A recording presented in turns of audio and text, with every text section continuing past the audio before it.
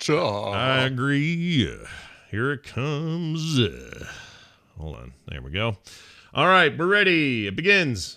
Got to get the right tab up. There you are. 3, 2, 1. What's your favorite part about gaming? I don't know.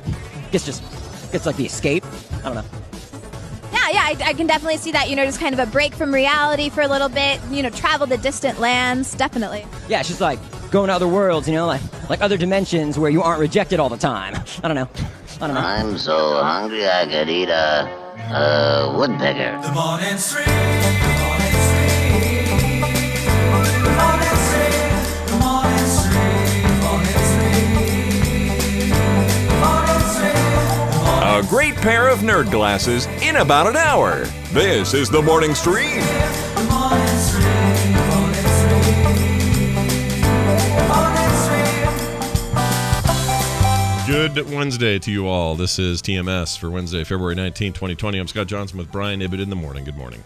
In the morning. Good morning, Scott Johnson. Hi. How are you? I'm all right. I'm kind of in a mood, but I don't know why. It's one of those hump day moods. Bad mood or good mood? I don't know. Kind of just a not taking any crap kind of mood. Kind of one of those moods. I don't know why I'm even in the mood. It's just one of those moods where it's like... I'm in a mood. If somebody came up to me and said, "Sir, could you move, please?" I'd say, "F off." Like I'm that guy. Just would be an immediate, I'd be irritated with anybody who tried to do that to me today. And I don't know why. I don't know if I'm grumpy. I did not get a lot of sleep last night. I had a hard time falling asleep. Went out and did trivia last night. Didn't get back until 11. Mm-hmm. And then laid in bed until, I don't know, midnight, 12:30, saying, boy, I really wish I could fall asleep quickly. I had a similar night. Maybe that's it. There's something with the moon or something. I couldn't sleep at all. be. Had a terrible night's sleep. And by the time I got up today, I was like, man, if I stayed in bed now, I could sleep. I knew I could sleep if I stayed in bed right then. Like if I didn't get up at 7, I could sleep. But I couldn't do that because it's morning and you're done. You have to get up. They have to get up. Stuff can't wait. Things can't wait. I guess our moonsies are in sync, Scott. Yeah. Our ability to sleep because of the moon. Plus, it doesn't help that last night I got called a crypto-fascist by a guy. Crypto-fascist? Wow, does that mean that you're like a mythological fascist? Because like a cryptozoologist are people who study like chupacabras and Bigfoots and things like that. So a crypto-fascist must be like a... Well, I'll tell you what his thinking was. Okay. So I made a GIF. In fact, I'll share it with the chat. I made a GIF for starting shows. I do, I capture my own GIFs and I put my own labels on them and that sort of stuff. And, once in a while I'll do one like this one here, chat room, where this is just we're going live. I saw the There Will Be Dungeons one I really like because it's so bizarrely accidental. Yeah, yes, exactly, right? Wasn't that weird? Mm-hmm. Oh, that was so weird. weird. That was so weird, yeah. I didn't like it. But anyway, so you see this one, we're going live. It's an old cartoon almost from the 40s. A porn. It's almost a porn. It's an old cartoon from the 40s, a Warner Brothers cartoon. It was like super anti-Nazi cartoon. They made a ton of those, and I'm fascinated by them. So I made one like there. So there's one. Now, here's the other one I made, and this one is the one that got me in trouble. I'll put this in the Discord, and I'll put it on the screen. It's this black egg that hatches a Hitler duck. Oh, it sure does, yeah. And in the cartoon, it just at every turn lambasts Nazis and Hitler. I mean, it is the most anti-Nazi stuff you've ever seen in cartoon form. And it cracked me up because they make this joke that Hitler's a bird or a duck and he's born out of a black egg, and all the rest of the eggs are normal eggs, and this one's just all dark inside. And so what do you get? Well, you get a Hitler out of that egg, and then later there's a goose who plays Mussolini, and he's a total a-hole, and it's very funny. It's very good. So anyway, I made this, put this up yesterday when I was going live with an adventure club, and people lost their minds. A few people did. And this guy calls me. In fact, his exact words were, "This smells of crypto-fascism. Be better, Scott," or something like that. Lord. Okay. Jeez. Now, here's my take. If you follow me, That's the only way you see this, number one. Right. Yep. You know enough about me to know that I'm not a Nazi or that this isn't pro-Nazi propaganda here. Exactly. If it wasn't already obvious, okay, now I know the people clip are... itself is not pro-Nazi, and the fact that you're putting it on there it is not pro-Nazi. Right, not at all. Now, if you're a stranger and you don't know and you think I'm being trolly and I'm trying to like just stick a weird, like people with the white power symbol and stuff on there in the photos and junk like that. If you think that's what I'm doing, okay, but you don't follow me, so you don't know. If you follow me, you know. So this guy, it's bad faith to say, this smells of crypto fascism. No, you follow me. You already know who I am, or else you wouldn't have followed me. Hopefully, so, yes. Exactly. So you're not confused. Don't pretend that you are. Are you just addicted? You just like to snort the outrage every couple of days, and it just makes you feel high, and you got to get your fix today? You got to have a little outrage in your life? Give me a freaking break. Do people get offended just at the existence of Hitler? So like just the fact that there's a movie like Jojo Rabbit that exists is offensive to somebody. Maybe. Just the fact that this cartoon exists is offensive to somebody. It must. Even though it's not like you're not condoning, you're not promoting, you're not glorifying Hitler or anything. It's, none of that. It's just a big dumb cartoon, and it's fun and silly, and I thought it made a decent GIF. Like I understand that everybody's going to have a different take and everyone's going to have different opinions. I totally understand that. But this like bad faith argument that he's seeing this and he smells crypto fascism from me. I think be better. Scott secretly likes the Nazis, and this is his way of maybe turning us into Nazi lovers ourselves. Yeah, I mean, I'm all for making fun of Nazis every turn, every chance you get. Sure. So I don't have a problem with that. And also, this thing at the end of his little condescending, "Be better, Scott," he says. Oh God, really? Oh, that's the worst. Yeah, F off, F right off, you little turd. I mean, I'm seriously irritated by that guy. It really got under my skin last night. So I think that might be my problem today. I might be irritated still from that. Could be. At least they didn't say, "Be best. Be best, Scott." You should be best. Oh, yeah, I forgot that was her hashtag, isn't it? Yeah. Be best. Yeah. That's true, it is. Anyway, I don't like it. So F off. I don't want to. I'm not giving that guy any more oxygen. But the point is, what is the point? The point is, I'm a little grumpy, so TMS will cheer me up. Let's do it. Good. Well, let's try. Let's do our best to cheer you up, Scott. All right, let's do our best. We'll be best at it. Let me ask you this. Yes. You've seen an elliptical before? You've used one before? Yeah. Okay. I have. They're they look like you're on big planks on skis that go in an ellipse shape. Yes. I mean, and you hold two like ski pole looking things, and they go back and forth. And sure. Now, my understanding, and this is I'm going to approach this from a very non-judgmental point of view because I don't actually know if this is true or not. But I was in the gym yesterday, and every time I've seen somebody use an elliptical, myself included, it's a forward momentum. You go forward. You push down, and it rolls out, and then you push down, and it rolls out. So you're moving your feet forward in this motion. Right. I get in there, and this really, really, really old guy, he's probably 78, 80, something like that. He's old. It was great to see him. He's there working out. He's going backwards.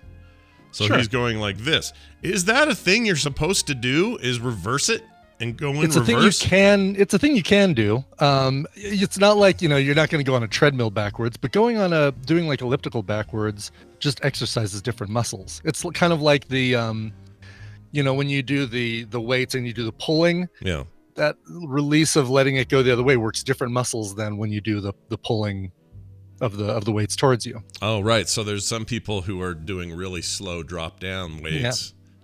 There's a weird side effect with that, though, and that it ages you dramatically. So that guy you saw was really only 32. And you'd only gotten on there today. You just got on there this morning, that morning. Or yesterday morning, yeah. All right, well, okay, so that's kind of what I was thinking, because he was really going at it, but I thought, are they supposed to go that way? Because I've never seen anyone do it backwards. It's unusual because I'm trying to think of other machines like that. Like, I wouldn't do the exercise bike backwards. Although I wonder if my tank would go backwards in that game. Oh, that I yeah. play while I'm. What while if I'm you could driving. reverse time? That'd be cool. Do that. Whoa! If I could turn back time, I would join a spin class. So yeah, I mean, you can't do it on a bike. You can't do it on a treadmill. You're not going to do it on a stair stepper because that would be dangerous. But I think elliptical is probably one of those rare machines that is meant to go forward and backward. And I think it even, like, it doesn't start subtracting the calories you're burning if, like, all of a sudden halfway through your workout you decide to go backwards. Yeah. But I think if it's a decent machine, I'm sure it tracks. All right, you're going the other direction. We're still moving. We're working those calories off, and time's counting down and all that. So Yeah. No, I guess that makes sense. I just never knew they could do that. I guess it's normal, but I've never seen anyone do it. I bet there are a lot of people like me that are like, well, you'd never go backwards on that thing. That seems weird. Seems like you're doing it wrong. And for a minute I thought, is this one of those deals where this is going to show up on some video compilation on TikTok where people are using the gym wrong, Not in this case. So Stack Vanessa in the chat room says that she does it on a treadmill. You just work different muscles, but you got to make sure you walk and not run, for sure. Yeah, that would make sense. I mean, walking backwards, it just feels like it's I guess you have to turn away from the console, because I don't think there's a button on the treadmill that says, okay, go backwards. Oh yeah, so you'd have to turn around, wouldn't you? You'd have to turn around. Now, I've seen people do the dance thing, where they're super crazy with the dancing on a treadmill. Oh, really? Yeah, okay. That's fun to watch. That feels like it's ready for a TikTok video. Like it it's ready totally for is. somebody to. One of my favorite videos is the dude who turns it up way too high, and there's a billion videos like that. But there's only one I can think of where the guy face plants, he hits the wall, and one of his shoes flies up in the air, and it's like the best. That was I a love good when one. people's shoes fly off. That's Like, a good one. If America's Funniest Home Videos, which I guess is still on, and has Carlton from Fresh Prince posting it now. Sure. If every video was guaranteed somebody's shoe would fly off, no matter what happened, like the cat hits the sliding glass door because it doesn't realize the glass is closed, and then one of the owner's shoes flies off. I'd watch that show constantly. Oh yeah, over and over and over, right? Yeah. I think I may have found it. The one with the shoe. Let me see here if this is Let's it. see. All right, let's see if it's it. Are you putting it in Discord? Yeah, I'm actually previewing it to make sure I'm not smoking crack here. All right, so it gets on. Guy, little kid throws a football, hits dad in the crotch, and just randomly one of his shoes flies, or neighbor's shoe flies off All right, here it is. across the street. I found it. Is this the one you were thinking of? Let's see. All right, I'm taking a look. That's absolutely the one. Okay, Yeah. that's a good one. Here, check. That is not the appropriate footwear, by the way, dude. No. Also, he's just happy to be there. Let me rewind it. Okay, so That's here the he is. cleanest exercise room. It's a that he little is too at. He's clean. like pacing, dancing. Good Lord, how long is this video? It's pretty long. Then he's like, all right, I'm going to get on now. Now's when I get on. Okay, he's pulling his collar up. He's adjusting his chains. Oh, he's taking his chains right. off. Okay. Here's. I've only ever seen the actual falling off the treadmill bit. Mm-hmm. So what's the other guy doing? Like on the computer, it's like he's monitoring, I don't know. or he's testing the ship's phasers or something. I don't know what he's doing. The dude still has not got on the treadmill, which makes me wonder why. Both shoes. Which makes me wonder why they were filming this unless it was staged. Yeah, it looked a little. And then when he falls off and the shoes fly off, Yeah, he gets and then back gets up on and starts spins dancing on again. it and stuff. So Yeah. maybe we've been told a lie, Brian. It's a lie. The whole I think time. we've been told a lie. I Yeah. think the fact that like when you see just the clip of him falling and his shoes flying off, it's fantastic. When you see all of this stuff around it, Yep. it's like, oh Yeah. man, Yep. Welcome this to might the- have happened to him, and he said, "Oh, too bad we weren't recording this. Let's figure out a reason why we would be recording me getting on the treadmill." Yeah, exactly. That guy kneeling down, looking at the data. What's that about? Right, exactly. Well, anyway, it was a fun day at the gym. Nothing else funny happened, although I did see a whole crap ton of kids that were there for school stuff, some kind of school. There's a school right next to the, what do you call it? The art community center, which is where I go. And they have a gym in there, but a lot of times the kids end up flooding into this basketball arena thing that's just down below, the place where that kid hit the baseball or hit the tennis ball at us the other day. Same space. And they were playing the coolest, biggest, most rowdy game of dodgeball I've ever seen. and they had like jerseys and everything, or like a, Oh yeah, I saw your Twitter video. I did not see any dodgeball. I saw one kid shove another kid in the bottom left corner. yeah, they were just prepping, and they were Okay. in between, All right. and I didn't want to film too long because I thought it was creepy that a guy upstairs was filming kids. It's just weird. Yeah, this is you're not wrong. But I was trying to get some action there, but by the time things got Careful there too. sorry, yes, like let me restate.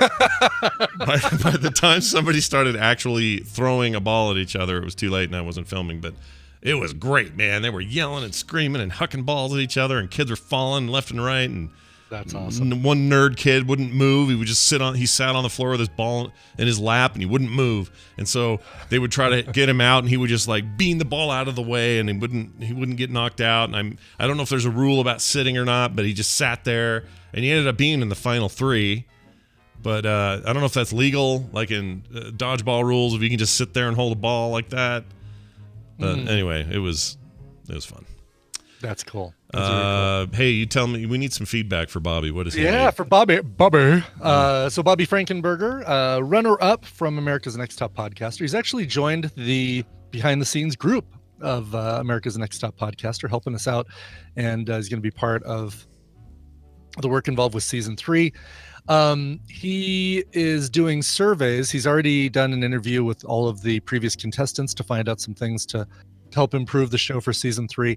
Now he wants to hear from you, and he wants to hear specifically from you if you started listening to ANTP, if you started listening to America's Next Top Podcaster and didn't finish for any reason whatsoever. Maybe you thought there was too much content. Maybe you didn't like the show. Maybe it's me. Maybe you just don't like me. Fine, I can live with that. But tell Bobby. And here's how you tell Bobby. Go to bit.ly/ANTP feedback. So it's bit.ly/ANTP feedback. Nice. Go do that. And fill out that survey and help us out. Help out Bobby. Yeah. How about Bobby? Hey, Bobby. Bobby.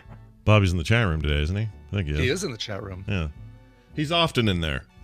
He is frequently. Bobby Franks in the chat room. Yeah, Bobby Franks, which is like saying Robert Hot Dog, kind of. It's my favorite Halloween game, Bobby Franks. Yeah, Bob. Oh, we just loved playing Bobby Franks. We Bobbing used for to Franks. do Bobby Apples. Now we do Bobby Franks. Can you imagine We like the bobbing protein.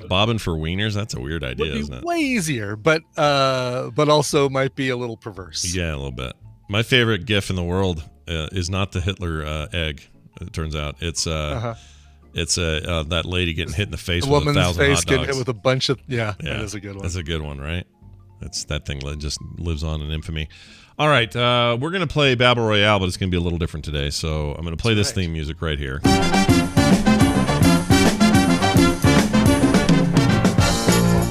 All right, welcome to Battle Royale. It is a Dunaway list day, so we're doing something a little different. Brian, you want to explain how this is going to work? And Yeah, so we're still going to pull in a listener, a contestant who is going to play against Scott. It's a little bit of kind of Family Feud competition here for TMS. TMS Feud!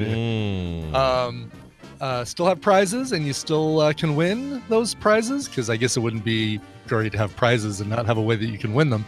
And while we're waiting for a contestant, I'll just tell you, all morning long, I've been asking listeners here in Discord, TMS, all of those different places, or the Discord and in the chat room, what am I saying? What their favorite clip that you play, their favorite audio clip that you play. So, for example, asked- like something like this, Call now. which is a reminder both to call now and also an example of a clip. Also an now. example of See? an audio There clip. you go. Exactly. All right. We have 68 people surveyed. Top many answers are on the board. All right. I like it. And so we're going to have somebody, we're going to basically do this as Family Feud, and I'm going to try and do this the best I can.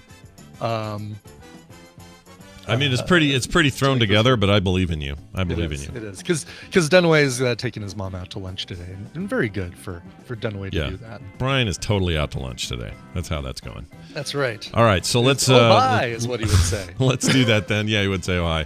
All right, we got a caller on the line. They've been very patient. Hi, who's this? It's Happy Headhunter in the chamber. Ooh, happy headhunter. Happy Headhunter. It's very very subdued this morning. Everything going okay over there? Happy headhunter. Everything fine? You all right? I'm pretty good. All right, First-time great. caller, long-time listener, babe. Oh, well, great. It's good to have you here. We're glad to have a long-time listener as part of today's festivities. All right, Brian, you want to give us any other info, and we'll go for it. Gives me mind of one of my favorite jokes from the Jungle Cruise. You come across this guy holding some shrunken heads, and he says, today's Joe the Headhunter has a 2-for-1 deal going on today. He'll gladly trade 2 of his heads for 1 of yours. Oh, that's a Thanks good for one. coming to Disneyland, everybody. Stop by the gift shop on the way out. If The Rock doesn't use that line in the movie, we're doing it wrong. Right? Oh my God, absolutely. They better. Yeah. All right, so here's what we're gonna do. I've, like I said, I've been taking answers all morning long on people's favorite TMS sound clip, all the different audio clips that Scott plays and inserts into the show. I have 68 responses, and what's going to happen is you guys are going to go back and forth giving me your guesses as to what those clips are, what the top clips are. Okay. Whichever ones you guess, you get that many points as people picked those clips. Okay. So like if I'll tell you right now, Pinum is not on the list. Okay. But if 5 people said that one, you would get 5 points. Oh, gotcha. If only one said it, we get 1 point. Exactly. And you're out when you guess you have 3 wrong answers. Okay. So just like regular Family Feud, I'm going to keep track of X's and as soon as you have 3 scores or the game is over, and winner gets the prize if it's the player. Otherwise, it gets carried over to Monday. You know, if we really wanted to get Genie today, everybody should have done that barf sound Daryl made, and then it would have just win the whole game, 30, 40 points. It'd be amazing. Oh my God. Not Jeez. going to happen. It would be done. She says, no. All right. So we're going to let Happy Headhunter go first. You get to have first guess on the board.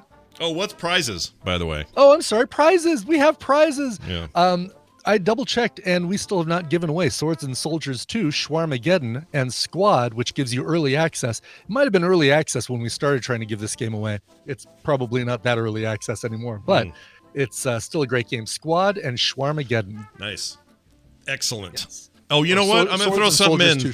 Since today's kind of weird, I'm also going to throw in a physical prize, Brian. This just in. Let's get physical. I will send a full packaged, ready-to-play deck of the custom poker cards that I made last year and a half ago, whatever it is, where it's got a custom art for me, and there are only like 3 of these left in the whole world that you can even get. Well, I guess you can still buy some on the store, but the only ones I have left to give away.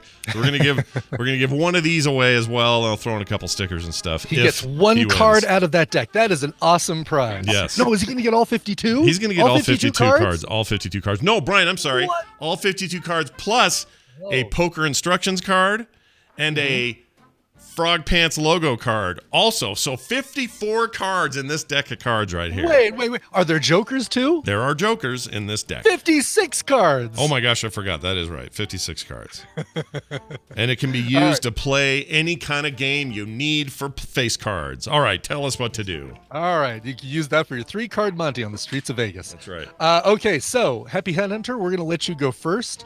Name a clip that we play here on TMS that you think people would have said was their favorite audio clip that gets played. I gotta go with the one I voted for, which is sauce. All right, sausage. Brian, do indeed. you want me to play the examples of this as we go? I think you got to play. I think All you got to right. play when they say it. All right, so here's that one. Sausage. All right, there you go. Such a great one. That one got 6 votes, so 6 sausages. Nice points. And 6 points on the board for Happy Headhunter. All right, I'm gonna say somebody they had to put too early for a fish sandwich in there. Had to be in Too there. early? Is it too early for a fish sandwich? Hey, too early to get a fish sandwich? All right. That's the one. 16 votes Whoa. for too early to get a fish sandwich. Oh, damn. All right. So that is, and I think I can actually say number 1 answer on the board. It is. Too early to get a fish sandwich. Wow. Yes. Okay. All right. I feel pretty good about my thing. I didn't know that would be that high. I know. That's all right. It's still anybody's game. It's still anybody's game. Yeah. Happy Headhunter, back to you. I got to go with the Daryl Pukin one, or Daryl gagging, you think? The horrible Daryl sound? It might. Let's find out. yeah. Let me play it first. All right, there's Daryl gagging. Oh, jeez, and there's Jeannie just muted. No. Oh, no. I'm sorry. That one did not get a vote, surprisingly. That's too bad. Okay, back to All me. right, back to Scott. Oh, geez. And by the way, just for transparency here, I don't actually have a way to tell how often I've played these, so I don't really know if I can't gain the system that way. And a lot of plays doesn't necessarily mean it's popular with the audience. Right, exactly. You've played that horrible Daryl sound before a lot, and it got 0 votes. That's a good point. All right, I'll do the one I voted for, so I know that I get at least 1 point. Okay. I don't like bees. I don't like bees. There are 2 votes for I don't like bees. Sweet. That is one of my favorites of all time. I mean, I have so many favorites I can't really pick, but I love that one. Yeah, that is okay. There we go. Mark that one as used. Okay. So 2 points. Score 18-6. Happy right. Headhunter. It's back to you. Let's see. I got to go with the classic, the "You Can Eat Rice" line. You can eat rice. Great choice. That one also got 2 votes. 2 votes. 2 votes. 2 2 votes. John Voights. 2 John Voights. So wow, I would have to, thought that would have had more. I would have guessed I more. would have thought so. Then you can eat rice. There it is. That's the one. Classic one. Yeah. Very good. Okay. All right. Back to Scott. Did I mark that one? Yes, I did mark that one. Okay. The I Like Fried Chicken kid. I like fried chicken. What's the deal? fried chicken. I love that kid. What's the problem with that? Nobody no. picked the I like fried chicken kid. I like that kid. Scott now has 1 strike on the board. Back over to Happy Headhunter. All right. You get 3 strikes, right? Is these those? You get 3 okay. strikes. All right. Yes. Family Feud rules. Okay. How the tadpole let me down on the Daryl sound, but I got to go with Brian's Thick and Liquid. Well, what's the sound? Is it me? It's you gagging. Oh, it's me gagging. Right, Yeah. sure. Let me see. Do I have that handy? I don't know what I called it. Gagging or barf? What did I call it? Oh, Brian. Is this it? Yeah, that's it.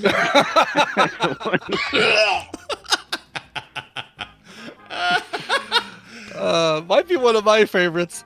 The tadpole, however, did not put it into their list of 68, unfortunately, or their 68 votes. Where are you guys at this morning? I know. So 2 strikes on the board for Happy Headhunter. All right. You're still in the game, man. I'm rooting for you. Back over to Scott. Oh, geez. Snoopy Poopy Poop Dog? Snoopy Poopy Poop Dog, as said by Pat Robertson. Is that right? No, some other guy on some Fox Some other show guy. or something, yeah. Let me see if I can find the file. Okay. All right. Snoopy Poopy. Oh, do I not have him handy? I may not have him handy. I thought I did. Okay, well, everyone knows it, right? Snoopy Poopy Poop Dog. He was talking about Snoop. Poopy Poop Dog. Yeah. Nobody gave Snoopy Poopy Poop Dog as an answer. Damn it. Unfortunately. It's not even in my list, and I don't know why I picked it. I can't find it. All right. All right. Back over to Happy Headhunter. We are now tied for strikes. This is bad. That's right. 2 and 2. This is bad. What's your profanity? I love that one. Hold on, I got it right Oh, here. that's such a good one. It's right here. What's your profanity? Okay. Oh, but I'm so sorry, Happy Headhunter. Come on, guys. Where are you guys this morning? Third strike. Here's the deal. You're still getting these prizes. I'm still sending you the game codes. I'll still send you the cards. Why not? Excellent, because you got to guinea pig a game idea that I came up with this morning at 9 o'clock when I got a message or 8 o'clock when I got a message from Brian Dunaway that he was going to be out. I feel like that we absolutely can justify that in this particular case. For sure. All right, so here are your other. Here's what everybody else voted for. The second highest Actually, sausage was the number 2 answer. Tender crisp bacon cheddar ranch was number 3. Surprised nobody said that. Tender crisp bacon cheddar ranch. Okay. In the clip clop, way up there with 6. I take comfort in that with. In the snowball clip loss. Okay, there she is. I should be waiting. I take comfort in that with 4. Oh man, really? Comfort. Does Burnham make the list? Burnham did make the list. Okay, Burnham. Hey, Burnham made it. Burnham made it. 33 votes for Burnham. Oh, I can't find it. Here it is. Actually, all the rest. Hi, Burnham. There it is. Have a 3 or 2. All right. Carhorn has 3. Let me see if I got that one. Okay, is it the horn guy? Wait. No, that's not it. Hold on. No. Do these? Oh, found it. Let's see. Clip clop, we got comfort. I don't watch the news. Got 2 points. Oh man, I should have known that. We like that kid. Yes. Where is he? I don't watch the news. Okay. Jill got 2 points. Oh, Jill. Of course Jill did. Wait, here's Jill. Jill. Okay. Did Barry get anything? Laugh at you. Got 2 points. Oh man. Do I even need it? I am the last That's one. the wrong one. Hold on. They're all gonna laugh at you. Okay. Just a couple more. No Lieutenant Yar. So the whole all the people put was either Yar or Lieutenant Yar. So the no vaccine, no treaty, and no Lieutenant Yar. Here it is. I found it. Here. Then you shall have no treaty, no vaccine, and no Lieutenant Yar. Amazing. And finally, 2 more. I am not a merry man. Merry man. Hold on. Here it is. Good I one. protest. I am not a merry man. All right. Sorry, a couple more. My body. My body. The short one, right? Yeah. My body. Yeah. We have a long here. I should be feeling uncomfortable with all the changes in my body. That's where that came from. We have 1 vote for the original Scott Does Math and Utah Connection, but they got lost. Math? Maybe I still have the math one. No, I don't. And the original Utah Connection, I don't have it either. I have this one now. But I don't have the old one. Yep. So. And finally, is this finally? Yes, it is finally.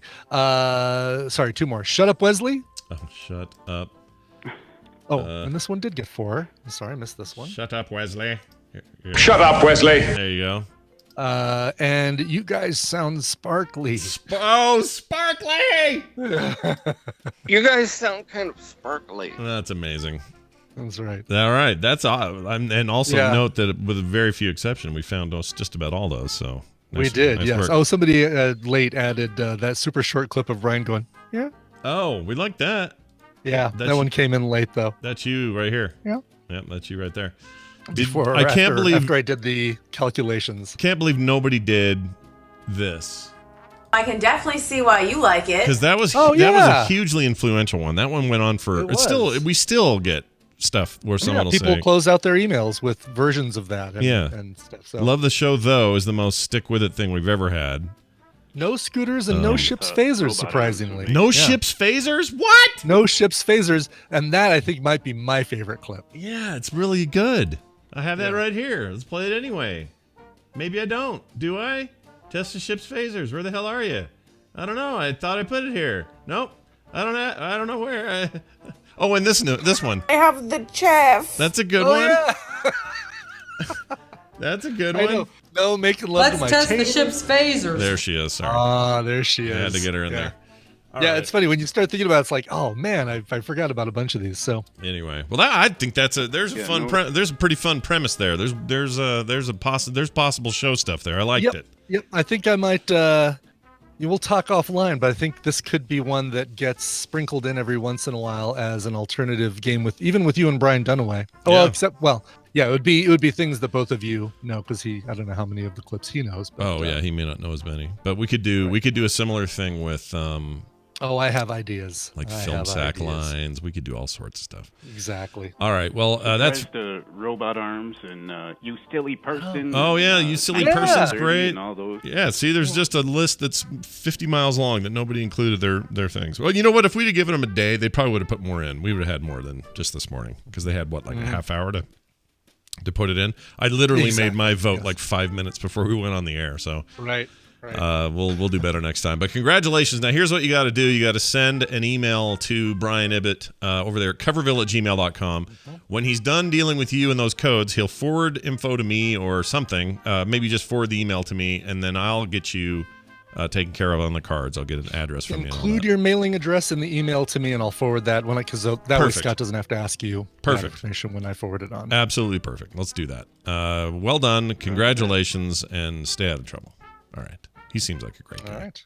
Totally does. Yeah, I like him. All right. Well, we did that. We did do that. That was done, indeed. Now I got to just get my bearings here and figure out where the hell I was. I've got all my stuff up. Oh, here it is. All right, we're going to do this now, so stay tuned. Say, gang, here's some razzle-dazzle news to flash to Mom. It's time for the news brought to you by... Do you come across articles online that you don't have time to read? Have you tried Read It Later services only to find that they just end up as a list of articles you'll never get around to? Yes. Try listenlater.fm, a Read It Later service for your ears. Listen Later gives you a personal podcast feed that you can add to your podcast player. Then, as you're browsing online, you send Listen Later articles that you want to read. It nearly instantly converts the articles into audio podcasts that you can listen to when you have time. Go to listenlater.fm to try it for free. I'm really curious about this because it sounds like... Brilliant. Yeah, it sounds like it will... I mean, it's going to read it to me in like a Siri-style voice or something, right? Like a... Right. Like copy this first article and have it read... Yeah. Let's see. Have it read some of it to us. I'm going to try this. So listenlater.fm. This is cool. Later.fm. All right, we're going there. And do I just put text in? Oh, I got to do a whole... I won't make everyone wait for the sign up. Yeah, of course you do, because then I got to get the thing. Of course, yeah, because it doesn't know that it's you that wants to listen later and not somebody else. Yeah, so I'll mess with that later. But that's very cool. We'll do that another time, yeah. Yeah, it's cool. All right. Here's your first news story of the day. This is a good one. Armed gang steals toilet rolls in panic buying Hong Kong. Panic on the streets of Hong Kong. Grab the paper, grab the paper, grab the paper. Wipe my butthole, wipe my butthole. Wipe the butthole.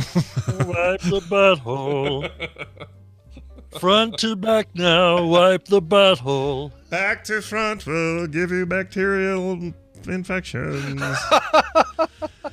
That's amazing. All right, so here's what happened. A gang of knife-wielding men jumped a delivery driver in Hong Kong and stole hundreds of toilet paper rolls, according to police, in a city racked with shortages due to the coronavirus panic buying. People are just buying up stuff left and right. Sure. Yeah, I hear it's like like grocery stores and pharmacies are the only things open in parts of Hong Kong right now. Yeah. It turns out this coronavirus, kind of a bad one.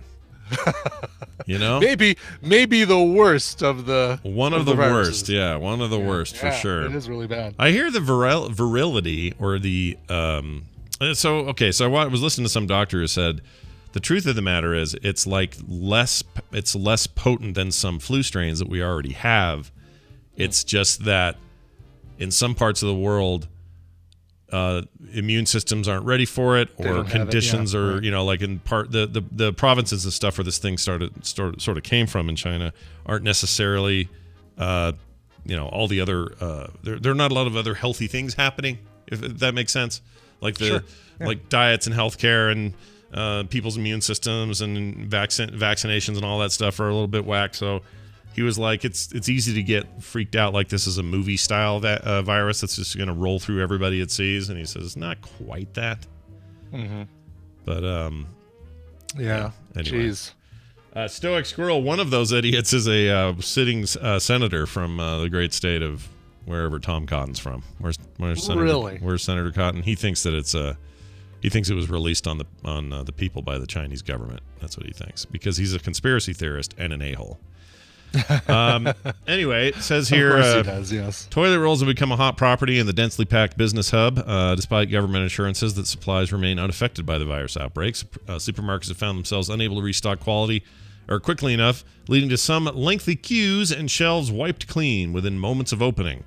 There's also been a run on staples, such as rice and pasta. Now, you were thinking actual staples. Oh, I think they were going to actually like buying staples, or they were going to the Staples office supply store and buying reams of paper and and then stapling it. And USB cords. Yeah. Yeah. Is that what I can get there? Is USB Name cords? 2 things that Brian buys at Staples. I didn't know you could get. Can you get computer cords at a Staples? Yeah. I didn't know that was a thing. Absolutely. Oh yeah. Oh, I don't know. I guess I haven't been in there in a long time. I mean, the closest I've been to an Office Max in a long time was me in that parking lot eating those tacos. I forgot about that. That was Staples. That was about it. It's certainly not the cheapest place to buy cables. Probably Target or something like that, Kmart, Target. But if you've got one handy and you're traveling and it's like, oh, I forgot my mini USB crap, I got to go buy one. Sure. And that's what you got. Sure. The delivery man was. Oh, it says police said the truck driver was held up Monday after 3 men outside the supermarket did it. Is this a working class district called the? Oh no, they don't have a name for it. Anyway, it has a history of triad crime gangs. Oh, geez, they're a bad one. They're one of the worst ones. The triads. The triads. They're scary. I remember them from some video game I played where. Sure. Watch out for the triads. I've seen some Hong Kong movie, some John Woo movie with triads in it. Yeah. That was the thing. A delivery man was threatened with a knife-wielding dude who took the toilet paper and more than, in Hong Kong dollars, about 1,000 Hong Kong dollars, which is $130. The source told the AFP that the missing rolls were later discovered and 2 suspects are arrested on the scene, although it was not clear whether they were directly involved in the armed robbery. Footage from the Now TV shows police investigators standing around multiple crates of toilet rolls outside of a Welcome supermarket. Let's see. One of the crates is only half stacked. Oh. You know what that means? Implants? Everybody took a poop and needed a wipe. Oh, gotcha. Somebody. Okay, gotcha. Yeah. All right. Well, good luck to them. I hope they work out their toilet paper problems. Baton 216, by the way, says, don't buy cables at Target or Kmart. Don't buy your USB cables there. I mean, they're not great cables. No, you're not going to get good quality, but, you need something in a pinch. Yeah. I get all my stuff That's through... true. We don't have Kmarts anymore anyway. Yeah, there is no Kmart. They don't exist. Yeah. But if you're going to get them online. Get good brands. Yeah, get them in advance. Amazon, you can get a 3-pack of USB-C cables for $6 or something. Yeah. I bought some a couple weeks ago. Yeah, they're decent. Really cool branded ones. Yeah, I've gotten some pretty good stuff out of Amazon. Mono price is really good with the pricing and the mono. Yeah. Oh yeah, look at that. Yeah, and the mono. Yeah. Comes with mono. I like that braiding. And don't buy them from China because they might have gotten coughed on. Right. Buy the triads. Triads coughed on them. Yeah, they're like the Yakuza in Japan, right? The triads are the equivalent of that. What do we have here? The Bloods, the triad. We have the Crips and the Bloods. Yeah, but we're not as cool. That's not as cool. That's more like, I don't know. It's not as cool. Something's cool about the triads. Well, okay, the Mafia. I guess, but they're not cool either. They're all fat guys in suits eating Italian food. Right? Wow. Okay. Good plan, Scott. Let's insult the 3 major American gangs by telling all 3 of them that they're not cool. I mean, they're just not. They're just not cool. They're just not as cool. So Yakuza, As the Yakuza? Yakuza is cool. Have you seen those guys? They take off their shirts. They're ripped, and they have 1,000 tattoos of dragons all over their bodies. They're amazing. Those guys. Yeah. Tristan had his ear tattoo before we went to Japan back in 2015. He has a tattoo of a molar behind his ear because there's a long story about him losing a tooth as a really small child and then growing a new tooth that fused together with the tooth next to it. It was really weird. But so he has that in there to kind of like a memory of that. Did anyone see it and go, ooh, that's a... Well, we read about that Japan, like if you stay in a hotel that's got a swimming pool, they won't let you get in the swimming pool if you have a tattoo. Like they frown upon tattoos and it's because of gang activity. I don't think they're going to look at Tristan and say, oh, tooth behind the ear. He must be in a gang. Yeah. I think he was probably safe there, but that's interesting. what, you never know until you get over there, right? That's right. Also, did you know that like if you get ramen or any sort of rice or noodle dish, you're tempted, like when you're taking a break from eating it and moving on to something else, to take your chopsticks and stick them up in your rice, like just go and jam them like you're, like they're like you're putting in a holding an X-Acto knife and a foam core board while you work on something else, just like straight up. Sure. That's bad also because it reminds other patrons of funerals where that's a thing. Like it signifies death, and I guess. Wow. Yeah. Wow, you think me having a Hitler duck egg is trouble? Right, Hitler duck egg is bad. This is even worse. This is worse. Wow. No, I'd never heard of that. That's crazy. Wow. Yeah. All right, I'll remember that if I'm in Japan. Oh, incense sticks. Really, Captain Kipper? That's the connection, is they look at it as like incense sticks? It's an offering to the gods, says Tally. Interesting. I don't know if anything the chat room ever says is true. So I know. It's almost like Wikipedia. It's Tadpoolpedia is basically what it is. Yeah. Never know for sure.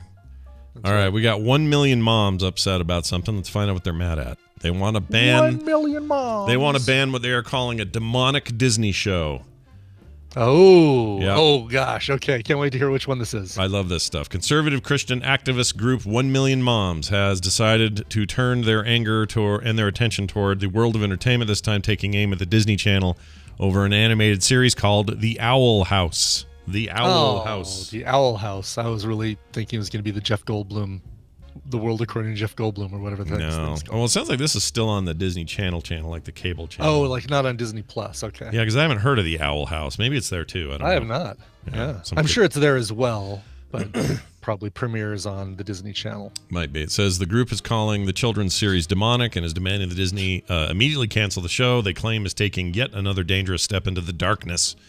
The group's petition making the demand currently sits at around 16,000 signatures, telling Disney far less than 1 million. Yeah. Where are your million moms? Right, 16,000, not quite a million. No, that's lame. If you're 1 million moms, you should have 1 million signatures minimum. Yeah, you need to update your group name. 16,000 moms. Yeah, 16,000 moms and with counting. Pens. Yeah, with pens. Anyway, it says, let's see, the signatures telling Disney that they do not agree with the demonic nature of the Owl House nor its theme of witchcraft. Here's the Owl House thing. It first premiered on Disney Channel back in January. Follows the story of Luz Nocita, Luz, I guess, a teenage girl who accidentally stumbles through a portal to another world. Wow. Satan himself. The Boiling Isles, it's called. According to her intended destination, reality check camp. All right. Here's the reason they should boycott this, is because it sounds horrible. It doesn't sound good. Yeah. On the Boiling Isles, Luz befriends the rebellious witch Ida, the Owl Lady, and despite having no magical abilities, Luz is determined to become a witch by serving as Ida's apprentice at the Owl House. The Owl House. For a black person or a white person? Or a person of any color. Or a Mexican. Or a Mexican. It's the way they do. See, now, if you've listened to the show for a long time, you'll know that reference. Yeah, but exactly, if you're feeling all I was sanctimonious, quoting the audio clip. Exactly. But if you're feeling sanctimonious and grabbing onto your pearls and squeezing them real hard, well, then I don't know what to do for you. Yeah. You can tell it's going to bug me for a couple of days. I can tell. I got called a crypto fascist. What does that even mean? I don't even know. I don't even know what that is. I want to be a crypto something. Can we come up with something that I could be crypto? You're a crypto coin. That's what you are. Great. That means occasionally I'm worth something. Most of the time I'm worthless. You were mined with a bunch of video cards that were taken off the market. It says here the series. Oh, there you go. The series was renewed for a second season in November 2019, well ahead of its debut. So they're all upset, and that's dumb. And I was just, you know what I was reading yesterday? Where is it? Where did I set it? Oh, it's right here. Do you remember back, we talked about this guy a lot back in the day, and then some of us sent us copies of the book. But this Turmoil in the Toy Box by Phil Phillips. Do you remember that whole discussion? Mm-hmm. Totally. Man, there's some gold in here. It is so good. But basically, this is the same thing. And they were, this is him in the 80s, worried about stuff like, let's see, let me get one of these here. Not the Mind Trap. Garbage Pail Kids. These cards do not picture little babies doing cute things. Instead, they show babies whose heads are being decapitated by a guillotine, babies smoking cigarettes, and another baby whose arms and legs have been cut off and scattered about the floor. Scattered about? Scattered about! I'm sure He-Man and his loincloth don't fare well in there. No, there's a bunch of that. Yeah, there's an entire section in here on just He-Man and the Masters of the Universe. I'm sure. Yeah. Let's see, where's this one? Oh, Star Wars. Boy, they really go into Star Wars. They hate it. Both of which are, let's see, Taoism, Rainbow Islam, Bright and says is there a movie of this Rainbow Bright, or is it a Garbage Pail Kids Rainbow Bright? Or Garbage Pail Kids movie? There's a Garbage Pail Kids movie, I think. Isn't there? Okay. I remember one. But anyway, this is a great book. You should read it because it's terrible. And also, he's the one that did those weird interviews that we played. We played a bunch of it on the show where that guy got on an interview and talked about, Masters of the Universe. Let's see. I think I even have some here. Let's just enjoy them. Here, no, that's not the one. Let's try He-Man. Let's try a little He-Man. Okay. I hope you've got. I will eliminate. Nope, that's actual He-Man. I don't think I. No, that's He-Man. Hi, my name is Adam. One day I picked up the sword. Oh, here it is. Big purple stupid green tiger. Here it is right here. I found it. He-Man has more power than Jesus. Yeah, that's this guy. That's him. Yep. He-Man has more power than Jesus. Has Well, anybody? it sounds like he's been working on his He-Man fanfic. I mean, you're not wrong. Yeah, that was a fun period we went through, and I have like all of his books. Somebody sent me like every book he did because he did a Turmoil in the Toy Box twice. So there's a sequel to this book, and then there's this one, Brian. Saturday Morning Mind Control. Ah, yes, that one I think I've got. Yes. Yeah, this one's great. Somewhere. Colorful cartoons enchant young viewers and tease their curiosity, but Saturday morning programming plays havoc with a children's mental and moral growth. And he could pretty much just recycle all of his He-Man garbage for this too. Oh yeah, right? totally. Because it's totally. Rainbow Bright. No, more like Rainbow Satan. Rainbow Satan. I'm trying to find. Oh, here we go. Smurfs. You want to hear what he says about the Smurfs? Yes. This is pretty good. We'll see if my whole thing about the Smurfs not having pants plays into this. I'm sure it does. Papa Smurf of the Smurfs is a wizard who can cast spells and mix potions. He often refers to Beelzebub in the cartoons. Beelzebub literally means Lord of the Flies and is one of the names of Lucifer or Satan used in the Bible. Papa Smurf practices sorcery and witchcraft to help the Smurfs wherever they need or whenever they have a problem. Occult symbols are used in numerous episodes. For example, in one episode, Gargamel, the evil wizard, draws a pentagram on the floor and lights a candle at each point. Then he dances within the pentagram while chanting a spell. When he finishes, a magical book opens in the room. A spirit leaves the book, enters Gargamel's body, and suddenly Gargamel has the power to do battle with the Smurfs. It's difficult to imagine a more clear-cut portrayal of occult rites. Awesome. It's good stuff. I love people getting outraged at silly things. I love it. I love it. Don't ever stop being who you are. I want to find out where that guy is today. What's Phil Phillips Wherever up to he now? is, he's got a website with animated GIFs and a counter, like a visit counter in the corner. Yep. His Dungeons and Dragons riff in here makes me wonder if he wasn't one of the voices that freaked everybody out about D&D back in the day, because it goes on for pages about D&D, just really ripping on it. Anyway, all right, we're gonna take a break. When we come back, Tom will be here. Tom, he'll do some tech time. That'll be fun. Recommendals with Nicole, all that. We got a bonus mashup later, some other cool stuff. So stick around for all of it. We got to play a song now, though. Brian, do you have one? We must play a song. So May 8th of this year. Boy, I like getting these that are just really far out because it builds anticipation. Brand new album called Anna Ohio is going to be coming out. The brand new album is called Anna Ohio. It's almost a couple of palindromes, but it's not. But it's not. Don't be fooled. The band is called Vita and the Wolf, and you can actually already go and pre-order this album on stuff like iTunes and Amazon and get a couple songs, including this one. By the way, big thanks to Tender Loving Empire Records, love that, and the Syndicate for sending this one along to me. The brand new song from Vita and the Wolf is called Operator, and it's coming from, again, their future album Anna Ohio, due out May 8th. Here's Vita and the Wolf. That's why we've got to find out who, when, where, what is broadcasting this thing. We're all going why? south. And how? Groundhog says a terrible blizzard's coming.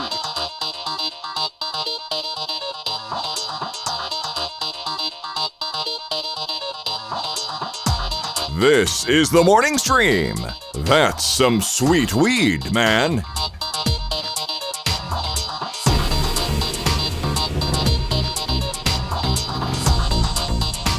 And we're back. We're back. And by back, I mean Tom Merritt's coming in.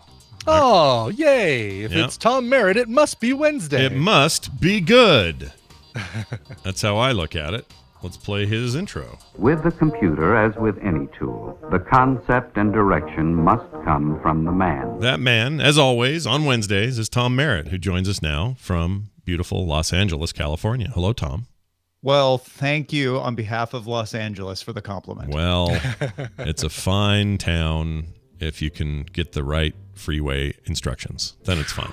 Yeah, which is avoid all freeways. You know, I can't say that's not bad advice for the outsider, but I've learned a few tricks over the years. I'll bet you have. Yeah, you have to. That trick is called using Waze. Do you still? So all these years into using Waze, you still think Waze is the bomb? That's the one to use. Well, okay, I've got a little tech revelation for you. All I've right. been meaning to tweet this. I don't think I did yet.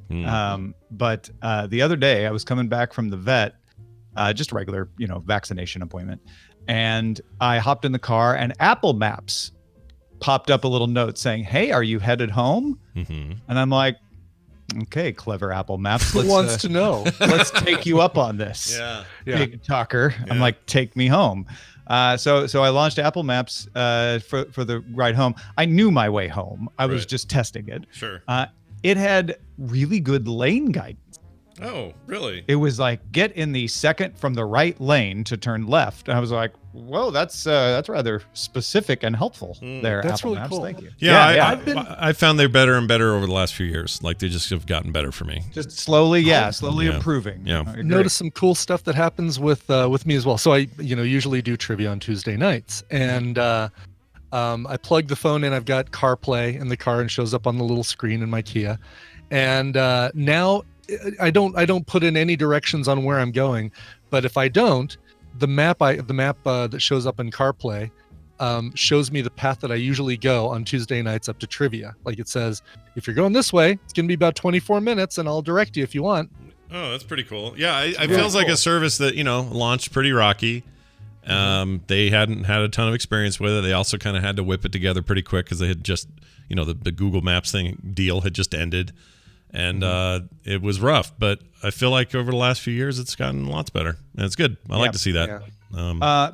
Waze is a battery hog. So my normal way of doing this is to use Google Maps if it's local. And I'm just like, I'm going somewhere new. I'm just not quite sure where it is. I'll have that, to let me know the best way to get there.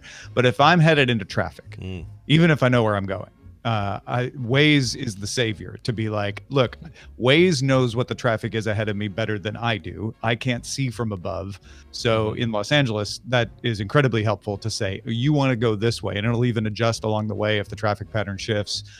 My dentist is back in my old neighborhood, which can be 20 minutes to an hour, depending on the time of day. Sure. So Waze is essential for stuff like that. I just have to make sure I plug in my phone to the car, so it's not just dragging the battery life down. But yeah, I mean, I find that using navigation stuff makes me better at knowing my neighborhoods faster, because especially Waze will take me places I would never have tried.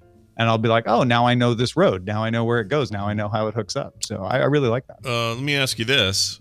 I don't know if you noticed that you just did this, but you just coined a great name for a future anchor portable battery product called the Battery Hog, the Anker Battery Hog.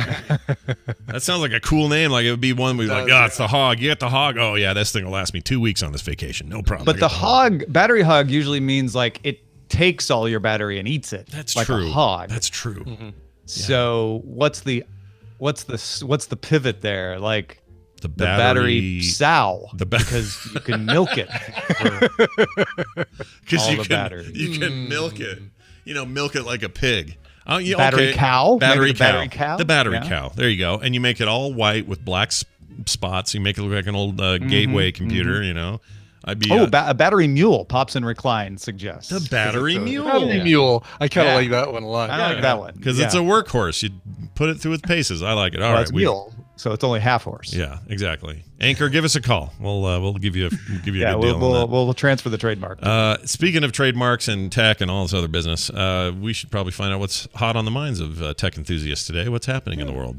Well, the one I want to talk about is a little bit wonky. I know it's Adobe Photoshop's 30th birthday, though. Mm-hmm. So would you want to acknowledge that before I get to the one that I want to mention? I mean, let's acknowledge it. It is probably one of the single most important or impactful pieces of software ever created in the history of software, and it deserves.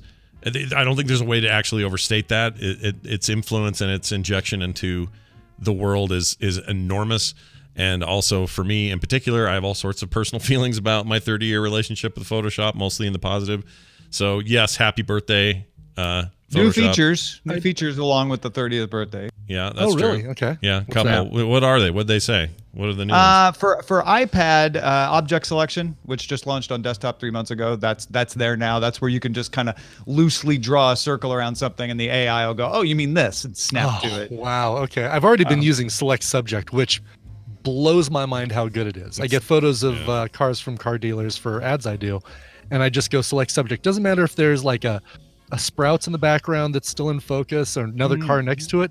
It figures out, oh, you must want this Lincoln Aviator, and just it's very good at that. It's to the point where when I first used it, I was a little blown away. I was like, wait a minute, what?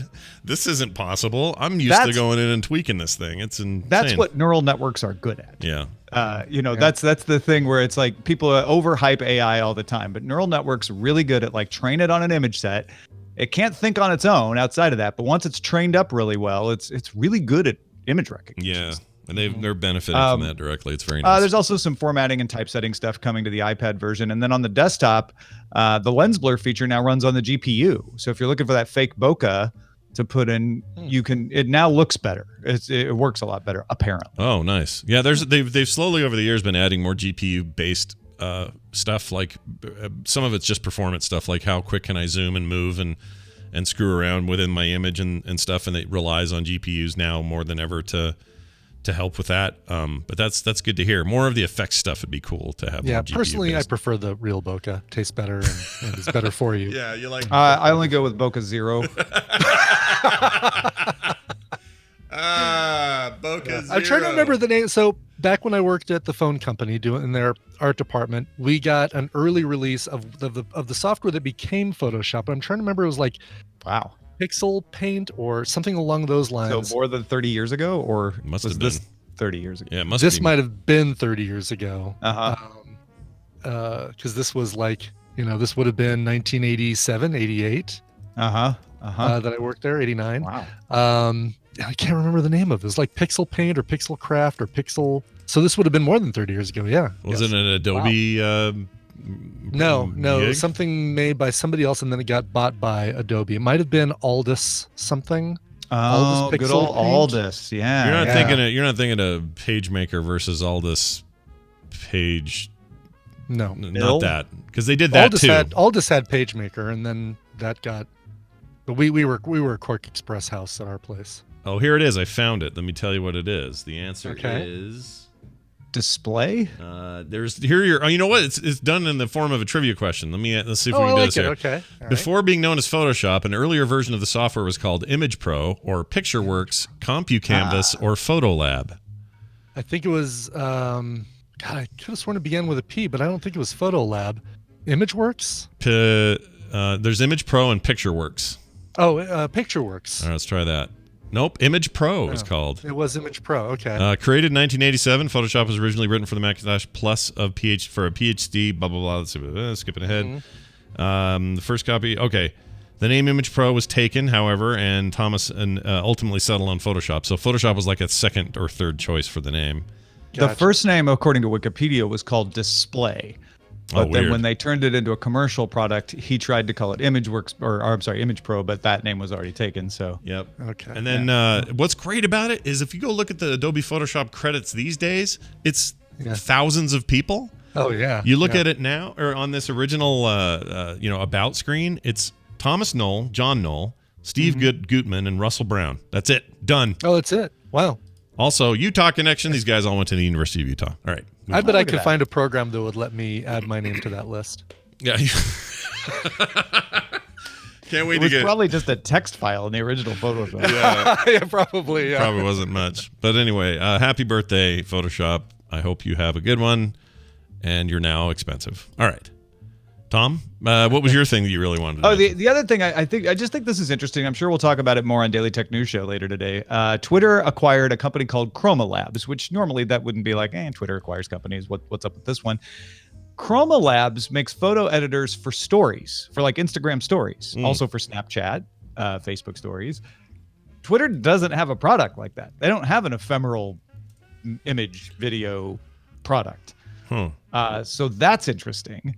And Kayvon Begpour, who's Twitter's product lead, said that the employees will join the product design and engineering teams to give people more creative ways to express themselves on Twitter, which sounds like maybe doing ephemeral video and image messaging. Who knows? So maybe a stories-based thing? Yeah. That's interesting. Do I want that in Twitter? I don't think I do. I don't think I do either, but I don't know. See, I'm just an old man. I mean, Twitter, every time Twitter tries to do something that takes it away from the quick hit, because that's all it's really ever been is this like bam, bam, bam, quick look, which sometimes, you could argue is a detriment to some of the culture that springs up around Twitter. But just this like quick bang, bang, bang, bang. If you're now telling me I can go watch Tom for a whole minute walking his dog and telling me something, I feel like I can just already A, get that elsewhere, or B, it's just not conducive to a Twitter experience. I don't know. Yeah. Have either of you, I know you installed it when we talked about it, but have you installed and run Byte? Or put any, it's the successor to Vine. Have you been doing It's from the founder of Vine. I installed it. I did one post on it, and I haven't opened it since. I've put quite. So you had a nibble. I put quite a bit on there because back in the Vine days, I used to put a lot of video game videos up, and so I started doing that again, and it's a good place for that. They have a whole category for video game stuff, and I get some decent traction on that actually by putting those up there. But I like it. I mean, it's Vine. It's just Vine again. It's fine. And it's the other problem is it's early, so it doesn't have the volume or the audience that Vine had in the end. And so for them, if you're saying to yourselves, well, where am I going to get the most just raw content? Like the most volume of content is on TikTok. It just is. Yeah. Like that's where it's at. And Byte is like trying to build that, and it's a little uphill battle because you'll find yourself like going, all right, this is great. I'm going. Oh wait, now I'm caught up. I've seen everything. I've seen. It's like I'm going to surf the internet in 1991. Okay, done. Yeah, and they probably. I mean, here's the big difference. They're not doing a lot of algorithmically generated view stuff for the user on Byte. Byte is about here are the categories. Here's what's rising. But really, this is just about you following people. It's more of a Twitter thing where you're just sort of following the people you follow. And TikTok is not that. TikTok does have the follow thing, but everything's algorithmically being sent to you, including who you decides what to send you. Yeah, algorically, including the stuff you follow. That's being sent to you based on what the thing thinks you want to see first, based on your all your viewing preferences. And what you've looked at. Yeah. So some people don't like that because it just feels like, well, I want to choose what I want to see, but TikTok's actually benefiting from just having so much content that you feel like you're never running out. It's always there. There's tons of it. There's billions of them. You're just never going to run out. And it's true. You never see the same thing twice. So I don't know how it's going to shake out. We'll see. Yeah.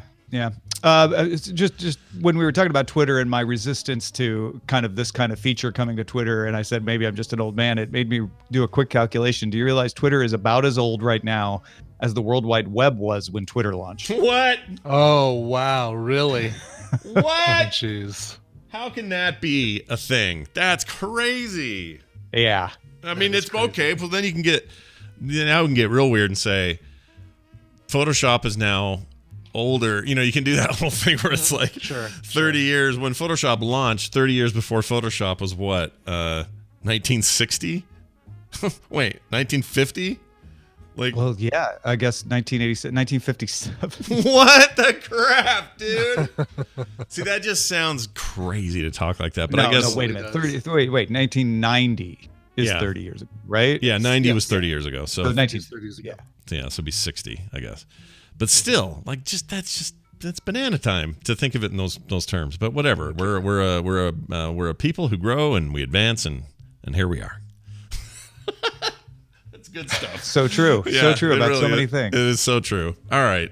No, it just makes me realize that all of the things that I felt good about being on top of and early adopter of are really old now. Yeah, the web and Twitter. Yeah, you're not an early adopter of TikTok. I guess I was an early adopter of Byte, but who knows if that's good. I mean, yeah. I mean, I want to follow your account so I can see your one post. So I'm going to do that later. Yeah. Go find me. Yeah. I don't remember what I wrote, what I did. So you're probably, please remind me. You're probably Ace Detect, I'm guessing. Yeah. Oh, I would imagine I am. Yeah. You probably are. You just don't remember. Let's see. Actually, I'm going to find out. ACEDTECT. Yeah, there he is. He made a funny face. Oh, it's a picture of I don't know, it's some kind of wine making machine or something. It's like making a green liquid. Oh, no. I think I just posted a video from CES of the green tea machine. Probably. Oh, that's it. Okay. Oh, that's cool to see that's that. what I did. Because you were actually describing this to me on a DTNS. Right. And I didn't know what you meant. Now I know. That's the green tea machine that I loved at CES, and I guess Byte launched close enough to CES that I still felt that was the clue. Oh, that app is still one of my in the front of my screen. Let's see. You've got 2 likes and you have 2 comments. Let's find out who the comments say. What are the comments? I think I know one of them. One of them doesn't show up for some reason. First.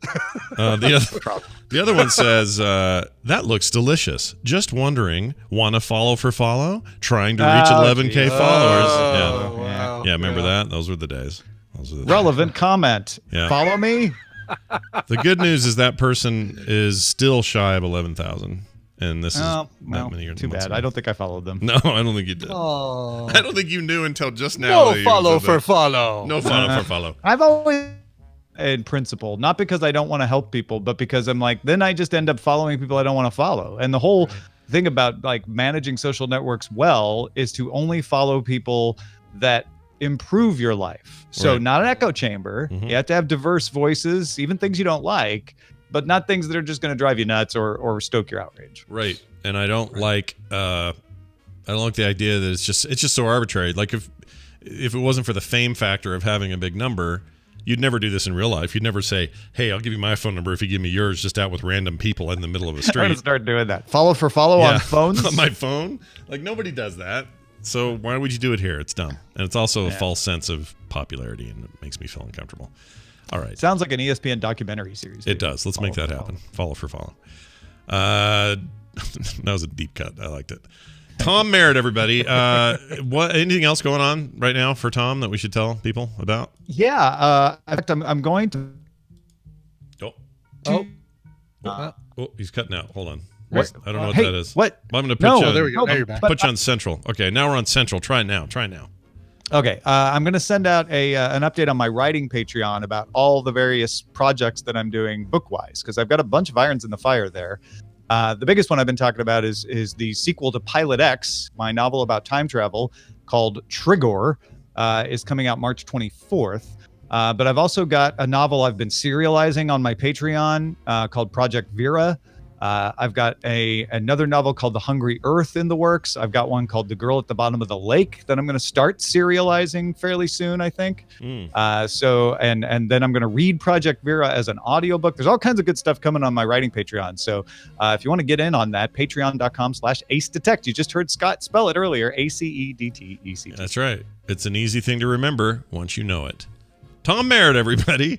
I'll see you on DTNS later today at 2:30 Mountain Time. You guys should come watch. We're going to have a great time. So come check out today's DTNS. Bye, Thanks, Tom. y'all. See you then. Bye now. See you, Tom. He usually sends us video, but I think he was on his phone, and that's why we had Wi-Fi glitch there. I think that's what that was. Yeah, plus, he was opening up Bide, and he was, recording himself doing a Bide and Nude. Yeah, nude. I like the word nude. Nude. Nicole is not online, however, as we know. Mark! The internet's down, Mark! We will see where she's at. And hopefully, I've not gotten a text, so I assume that means... Yeah, usually she lets us know if she can't make it. Usually. And there are the times that she forgets that she forgot to tell us that she can't make it. Yep. Those times forgets happen. that we do this on Wednesdays. So I'm gonna message her real quick. Hi. I'm a message. All right. I've paused the audio of the show so that people at home don't have to hear this rigmarole. Tom says, I wasn't using Byte. I was downloading the entire torrent library of all TV shows ever made. Oh, could that have done it? This is great. She says, hi, you on for recommendals today? She says, crap, today is Wednesday. I'll be right there.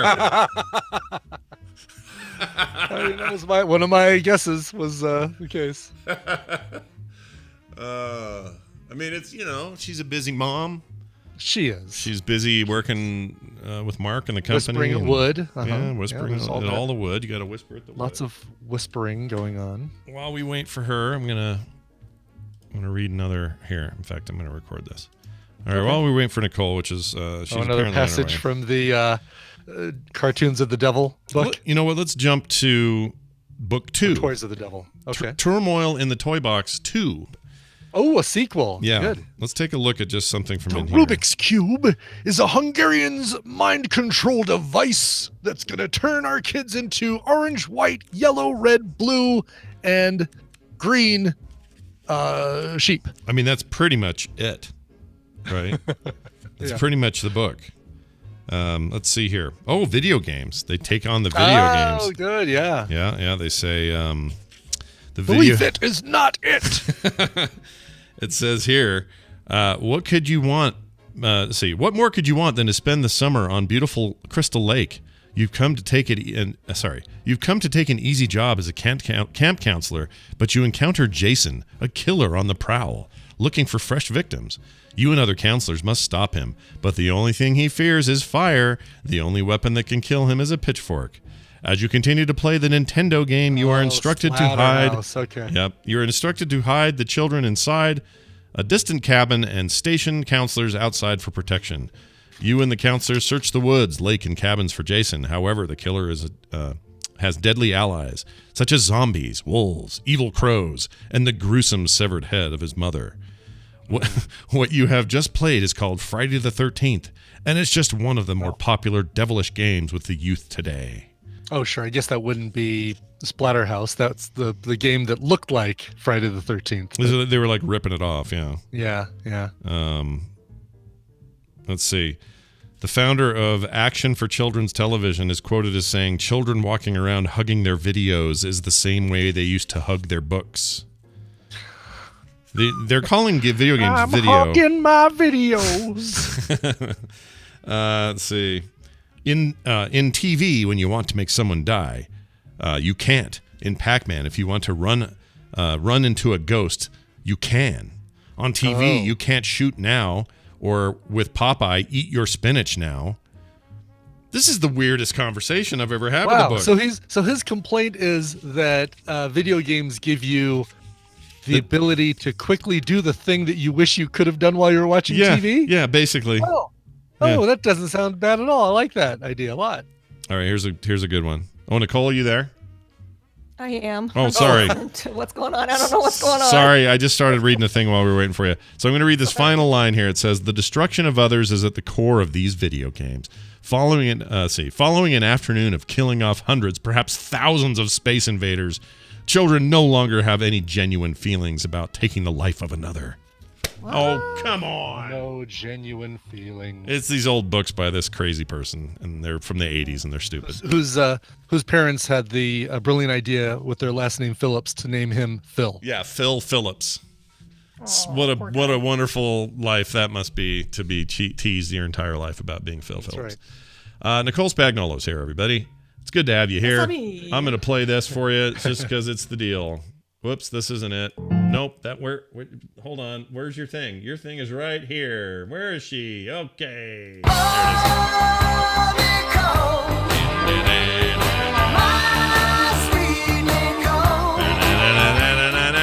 All right, Nicole, it's good to have you here. How are you? How you feeling? I totally forgot it was Wednesday. It feels like Tuesday. Well, that was one of my guesses, is that Nicole will forget that it's Wednesday. Yeah. Because the kids had off for President's Day. And sure. So it feels like a Tuesday. How was the holiday? Did you do anything fun for President's Day? What? Yeah. No? Just kind of. What do you do on President's Day? Nothing. What, you didn't give President's Day gifts and sing President's Day carols and. You didn't wait, Brian. You have a much cooler version of this holiday than I know about. I stayed up. I actually went to Best Buy. I waited out in line. I guess that actually really is a thing. Shopping really is a thing on President's Day. Never mind. I think it is. Yeah. Yeah, they have all kinds of deals. In fact, I've noticed that I keep getting emails from Blizzard saying that they're extending some deal. Yeah, on sale. merch. Yeah, have you noticed that? Kind of a deal? And it's constant. It's like, the sale ends soon. Get in here, and then the day after, we're extending the sale. It's a new sale for President's Day, and we're extending the last week. Like, dude, can you not sell these things? What's the problem over there? Yeah, that's probably what's going on. Like old Warcraft 3 t-shirts or something. Anyway, Nicole is here. We're gonna do recommendals, and I'm excited.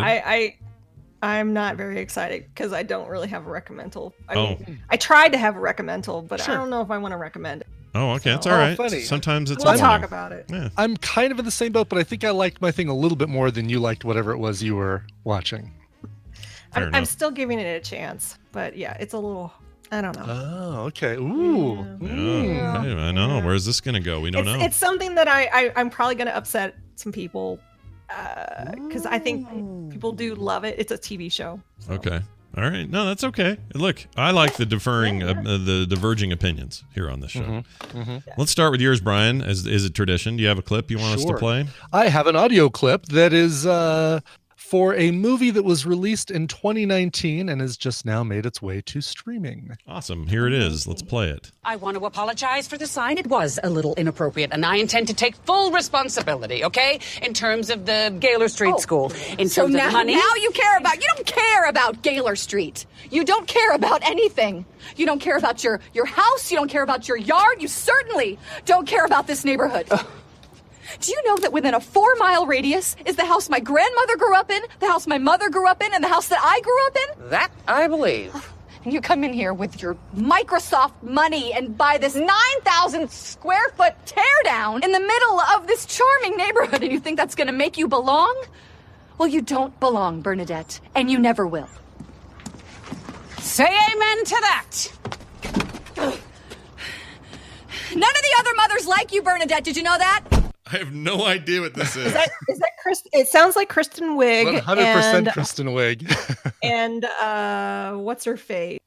Fargo. No, not Marge Gunderson. That was did Kate sound Blanchett. like her. It totally sounded like what's her face? Yeah, I know you're saying. I can't remember her name. What's her name? Yeah, who's the one who played Marge Gunderson? Anyway, it's not her. The movie is called "Where'd You Go, Bernadette?" It's a movie that was in theaters for a hot minute and then disappeared because it didn't do very well in theaters. And it's funny because Tina and I saw previews for this thing for months, and then we stopped seeing previews, and then the movie came out and disappeared in 2 or 3 weeks, and then we didn't get a chance to see it So until. what's it about? It is about a woman named Bernadette, who you hear there is Cate Blanchett. She is kind of a recluse, former architect whose husband works for Microsoft and has a lot of money. She's kind of manic, maybe a little bit agoraphobic, pretty much hates other people, including her next door neighbor, Kristen Wiig. But is kind of like a cynic realist, like there's probably something wrong with her, but it's not as bad as people think. Okay. Interesting. It's she basically kind of gets fed up with things and disappears. And the family is left trying to figure out where she went. And so there's the title, Where'd You Go, Bernadette? It's based on a book by Maria Semple. I didn't like what Kristen Wiig was saying. That was she was very mean. She also she's a great enunciator, though. You notice that? She's very clear in her yelling and clearly expressing her feelings. She's very good at that. Also, this her husband's played by Billy Crudup or Crudup. Crudup. I like Billy Crudup. I like him. Ketchup. Billy Ketchup. Yeah. Judy Greer, Lawrence Fishburne are also in this thing. Steve Zahn, Megan Mullally. It's got a great cast. I'd say it's a solid B movie. I wouldn't say, oh yeah, you got to race out and see this thing, but it is an interesting character study. You feel bad for Bernadette and the kind of stuff that she has to go through, but you also know that she kind of brings a lot of the stuff on herself, and she's kind of, I don't necessarily want to say the anti-hero, but she is kind of an anti-hero. You're rooting for her, even though she's not always the nicest person that she could be. I like Cate Blanchett a lot, so I'd see it on those grounds alone. Is she good in this? She's great in this. Yeah. Like Cate Blanchett is great.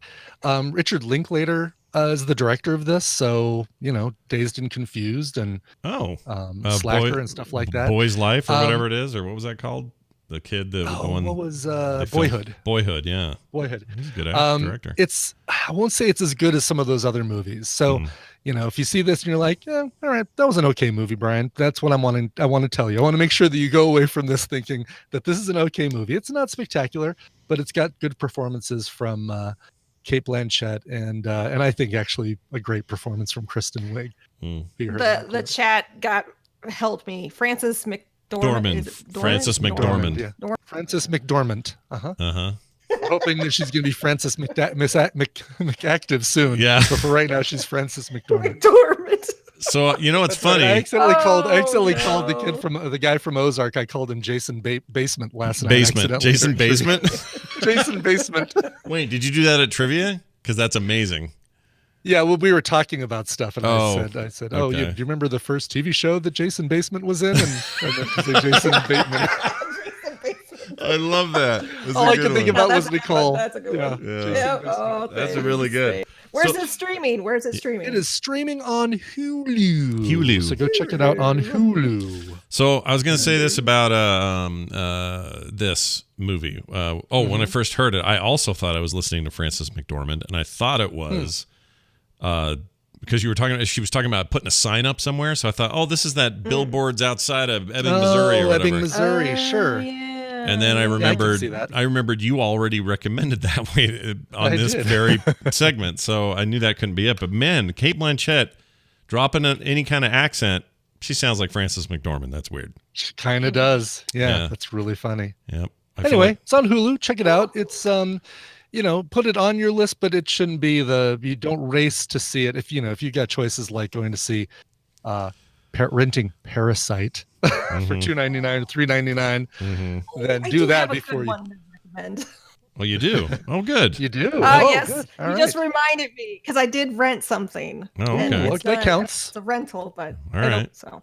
I mean, I rented What We Do in the Shadows again, but I don't think I can count it because we recommended that thing to death. And did you see that Haley Joel Osment is going to be in the second season? No, that's great though. That's great. The second season of what? Of What We Do in the Shadows. Oh, really? No, I didn't hear about that. That's great. I still get Entertainment Weekly. Yeah, I do too. I just don't read it. See, I I do. I love it. I need to read it. Brian's one of those guys that's just keeping the magazine world alive, but not really reading any of the content. Tina reads it religiously. Like as soon as it arrives, Tina has it, and then she puts it in a stack that I go through, and I'm about 8 issues behind in that stack. What if she has been putting $1,000 bill in every one of those, and you just don't know it, and you're missing out on this free cash from your wife? I'm sure that's the case. Yeah. I'm sure she would think that this is a really good idea. that at some point I won't say, I'm never going to read these and just shove them in the recycling bin. Yeah, I think that sounds right. I'm sure she had complete and total faith in me that I would get to these. That makes sense. All right, I'm going to play my clip, and you guys can figure it out. This is a documentary. It'll be obvious that it is when you hear it, and it's on Netflix, and I really liked it. Here it is. I became a pharmacist in 1970. Shit, hold on. That was why is Fletcher playing? What's that about? Okay, let me do that again. I became a pharmacist in 1975. I worked for Bradley's Pharmacy. You might call it a country drugstore. I enjoyed being able to interact with the patients, be able to actually feel like I was helping them. I picked pharmacy, and then I stuck with it. Okay. This is that documentary about the pharmacist that takes on the opioid epidemic. Yeah, before it was a thing. Like back in 99, 2000, he was starting to see like doctors what do they call them? Not pill farms, pill mills pop up where doctors are just shoving this stuff out like candy and making bank on them. And it all starts because, all right, so the backstory is this guy in New Orleans works at this pharmacist. He's a pharmacist there. And his son, who they did not know was involved in drugs in any way, one night went out with some friends and got shot and killed during a money for drugs exchange in some bad street in New Orleans. And they were just shocked by it. It was really hard for them. And he just basically locked in and just dedicated his life from then until today. So we're talking like the last 22 years, just completely focused on picking up where the cops leave off. Like the cops kind of sucked. They weren't really following through on anything, including his case. And so he would like do a bunch of sneaky detective work himself, almost got himself killed multiple times doing it. To get to the bottom of it. He ended up getting to the bottom of it, found out who killed his son, got that case taken care of, and then he started going after the whole opioid thing in general, starting from just how do I talk people at the counter, talk them out of taking these home because they're being misprescribed, and some of that stuff's legally dubious, so he has to be careful, and he's super emotional about it, and I was riveted. I was really hooked on this thing. I thought it was great. It's actually called The Pharmacist. Yeah. Pharmacist, right? Yeah, The Pharmacist. It is a 2020 documentary available on Netflix, and even if you don't have, an interest in sort of that growing opioid stuff, it's a great personal story also about a guy and his sort of personal, campaign to get change done. And he gets real change done. Like he ends up shutting down this pill mill that was run by this doctor that was just freaking nightmarish what she was doing to that community. It was so bad. And I really liked it. So Netflix. Yeah, Netflix is the place, and The Pharmacist is the documentary. And I think it premiered earlier this month, like the 5th or something. I want to say I just read that there was something with the companies that really are responsible for the opioid epidemic. They offered 22 states like $6 billion, and like they said nope, that's not enough. Yeah, they basically are trying to buy themselves out of their responsibility. I mean, they also started a whole business around helping people with opioid addiction, which at first you might go, oh, that's cool. Someone in the pharmaceutical world is trying to help with addiction. But they're just playing it by both ends. They basically, on the other end, they were telling how they're all of their ad material, their stuff to doctors and everything was all just pounding into them that, hey, this stuff's not addictive. Hey, this is miracle drugs. Hey, this is this and this and this. And then now that there's a problem, they want to start up another profit-based business to help people get over the drugs. Like it's really skeevy. Give them other drugs. Yeah, it's super skeevy. It's like really bad. Purdue is who it is. That's not the college, the company, Purdue Pharmaceuticals or whatever it is. Not the chicken chicken company either. Not the chicken people, and they're real a-holes. This thing was like proof to me what buttholes they are. But anyway, it was very good and very honest, very smacks right in the face of all of this stuff. And you also just really feel for this dude and his family and like how dedicated he is to this thing. So anyway, it was very good. The Pharmacist, available now on the streaming service known as Netflix. All right, Nicole, what do you got? So first I'll say I started watching His Dark Materials on HBO. Thank you, Brian, for encouraging me to do. I love it. It's such, I mean, it's been a while since I've read the book. So I think I'm far enough from the books that I'm like, oh yeah, that's right. That's what You've happened. forgotten. Oh, that's cool. Good. Yeah. So it's a pretty good representation for me, at least in my memory of what And it's happened got in the books. it's got the girl that hung out with Logan from, in that movie. Oh, right. X-19. With the two blades on her arms. Blades, or the two, they're two per hand, right? Yeah. Right, two prongs, and then I think might be two that come out of the top, and then one that come out of the. Is that her? Yeah. She's Lara or Laura. What? Is her Laura. name? Laura was the character's name. Yeah. Lara. Yeah. Laura. So there you go. I totally did not connect that from Logan. Well, there you go. Yeah, very nice. She's an awesome She's little really actor. good. Yeah. Cool. All right. So should I give you what I'm going to recommend, or should we talk about the TV show? Well, is the TV show that you don't like? Is that the TV show? Well, I don't. You're undecided on. So I think it's a good TV show, but I think it's only good when you're waiting for it week to week. It is not good as a binge. Well, now I need to know. So you got to say now. What is it? So I've been watching Lucifer on Netflix. My wife loves this show. Yeah, I hate it. I can't stand it.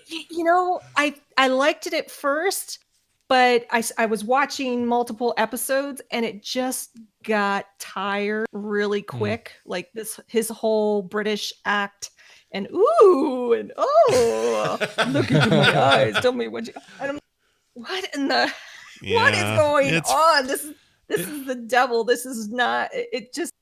I don't know. I know there's a lot of people that love this show. There are people who love it. Netflix picked it up because the response, the network who was running it, I don't remember who it was, but they canceled it. Netflix got so many people for reruns. They were like, you know what, we're going to buy this and keep it going. So yeah, I don't even, to me, it's too many pretty people.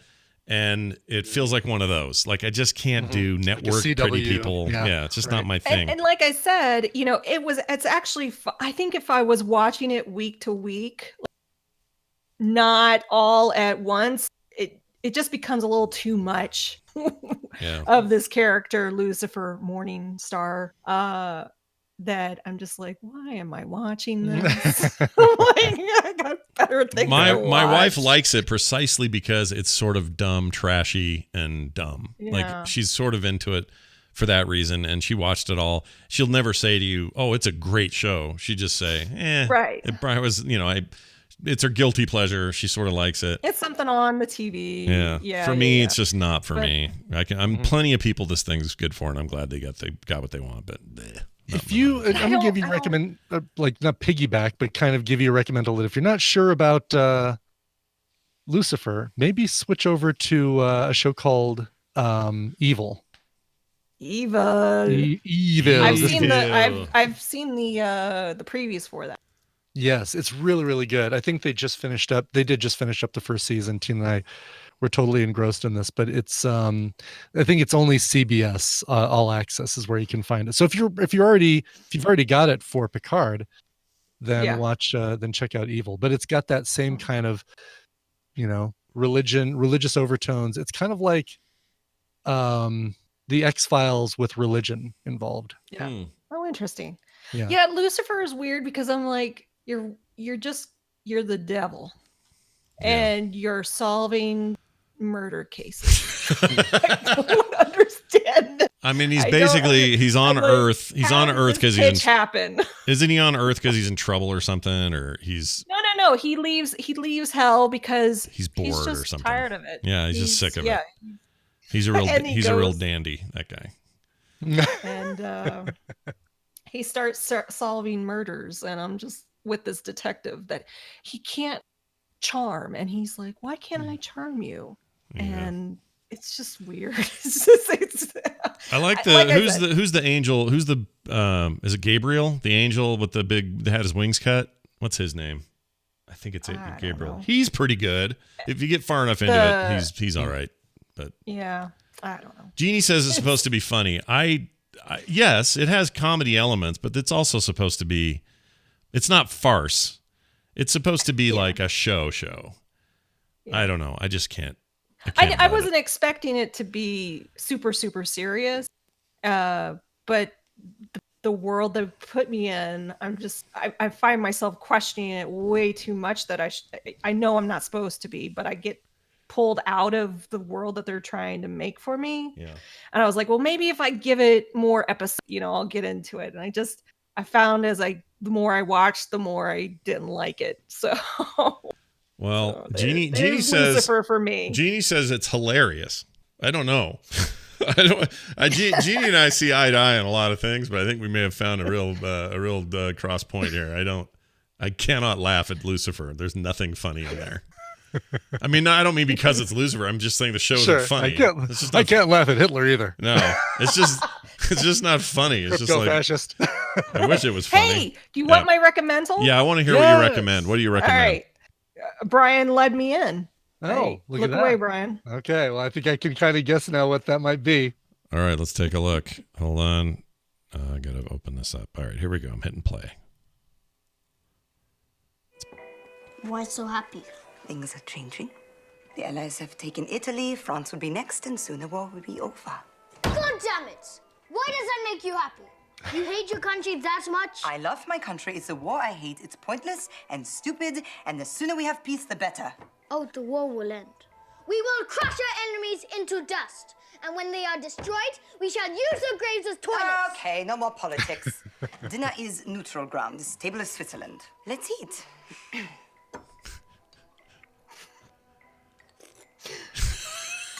That's it. Is that the end of the clip? Yeah, well, I mean, it's a whole. It's probably goes on, but that's enough. Yeah, it's like a 3-minute clip or something. Yeah, of course. I haven't seen it yet, but I want to see Jojo Rabbit pretty bad. So good. Yeah. This is Jojo Rabbit.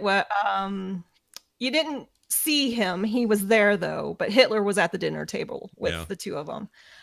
Played by, and I'm going to butcher his name. I know. I always call him Takiti Waki. Okay, no.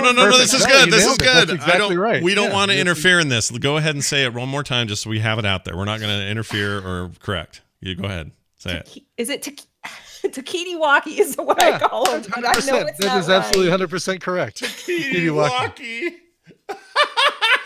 I love it. Don't change. Ever change. I love these names. They're amazing. It's so funny that you and I both. It sounds like a Star Wars character. Yeah. Takiti Waki. Yeah. It is funny that you and I. He's wonderful. I love him so much. So he adapted this from a book, and of course he plays Hitler, the imaginary friend of the little boy you heard in the clip, who is brainwashed, pretty much. And his mother is played by Scarlett Johansson, and she's on the side of helping the Jewish people and ending the war. And also, who else is in this? Rebel Wilson, Sam Rockwell. Yep. Sam Rockwell. Those two are so great in this.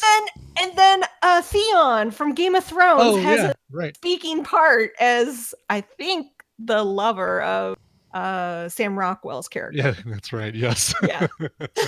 Wow. Oh, it's kind so of good. insinuated. Oh, I loved it so much. It was a wonderful, wonderful movie. I rented it. I'm so glad I did. And hey, Nicole, what's the name of the guy who plays Hitler in that?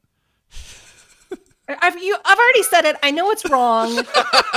I'm committing to the name Takiti Waki. Okay, that's how I call it. Takiti Waki. I love it. I'd say lean into it. It's not a problem. Yeah, exactly. I love it. I really like it's Taika Waititi, but right? Do I have it right? Taika. Yes. Okay. Taika Waititi. Yeah. Yes. It's a weird name. I love him. It's a, no, it's not weird. it's unusual, not weird. It's unusual. Anyone's name. It's an unusual name. That's fine.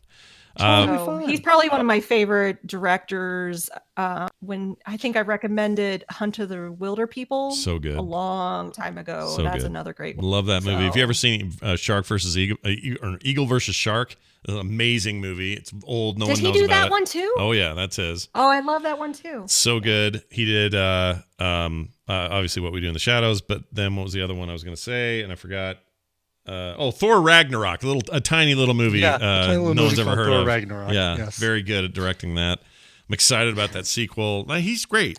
He doesn't do anything wrong. That guy's great. He's the the IG-11 robot in the Mandalorian. Oh, yeah, in The Mandalorian. He totally is. Yeah, Yep, and he directed that last episode, if I remember. Was it the final episode? I think so. Yeah, something like that. Anyway, yeah, he's a international treasure. That guy, we love him. Mm-hmm. Also, when he got Love his Takiti Waki. when he got his Takiti Waki. when he got his getting mad at me. You're not reading it. I just. It's all about feelings, I guess. It's all about feelings. That's okay. Let the emotions rule the day. It's not a problem. Yeah. All right. Well, nothing bad ever came from people being ruled by their emotions. No, ever. No. It's always worked out for the best. Nicole will accumulate these and put these on her Twitter account at Nicole Spag. So you're encouraged to go over there and follow that, and she'll let you know what we saw and where to get it. Nicole Spagnolo, have a fantastic day. We'll see you later. Bye now.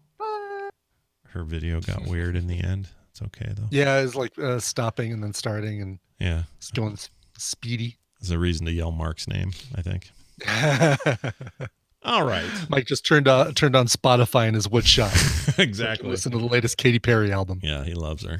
Can't get enough. Does she have a new album? She doesn't have a new album. I don't know if she has a new album or not. I don't care. Great if she did, I guess. Good for her. Good for her. Good for her. Good for her. Good for you. All right. Here we're going to do a thing. What are we going to do? Oh, we're going to do a bonus mashup. I got a bonus mashup here. This is from our good buddy TMS Mashups. Jamie, he does a great job. We love these, and this is no different. I don't know what this is, actually. Let's see. This is called TMS Sing Along Sunflower Essentials. Yeah, I don't know. Sunflower Essentials. Okay. So I have a hint of what I think that might be, but I'm not going to guess. Let's just play it and find out. It's Sunflower Song.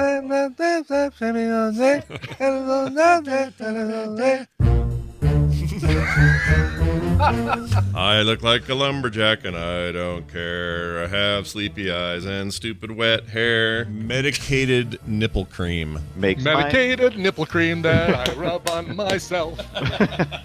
I'm gonna take my pigeon to Las Vegas Strip and gonna ride till I can't no more.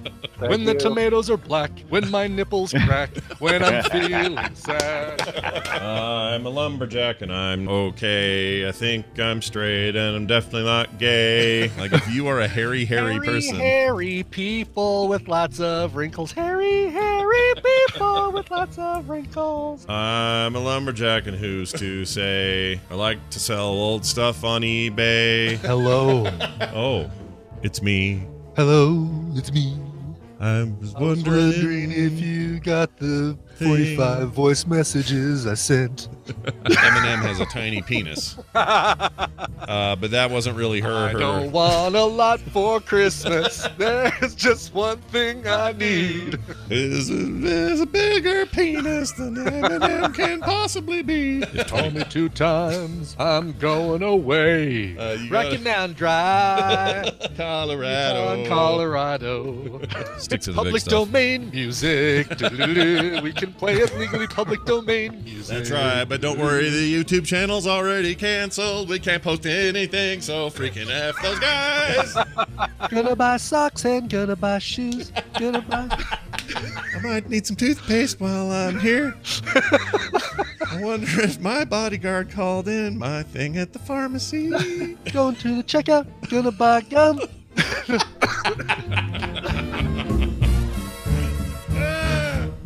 There was more sunflower in there than I expected. Way more. I didn't realize we had done so much sunflower. No, I didn't either. I think the ones where I was doing the lumberjack thing was from a stream I did somewhere. Yeah, I was gonna say I didn't recognize that from TMS. So that that was an odd piece of business right there. Yes, yeah. All right, it's Wednesday, and if I'm feeling musically inclined, where do I go find great cover music? I wonder. Where would I get that? Coverville is in the air. I can feel it. I can feel it in the air. Smokey Robinson is turning 80 this week. He and the Miracles released a bunch of great songs, stuff like Tears of a Clown and The Tracks of My Tears, I Second That Emotion, so much stuff. Covers of all that stuff today, a couple covers by Smokey Robinson. Did you know he did an album where he had CeeLo Green and Steven Tyler from Aerosmith join him for a couple tracks? No, CeeLo Green of FU and all that? That guy? CeeLo Green of Gnarls Barkley, indeed. That's the one. Okay. That's the guy. That's right. CeeLo Green. Okay. Anyway, a lot of great stuff on today's Coverville, 1 p.m. Mountain Time, twitch.tv/Coverville. That sounds fantastic. Don't miss it, you guys. It's always fun watching you raid over into the DTNS group when you guys are done, which is cool.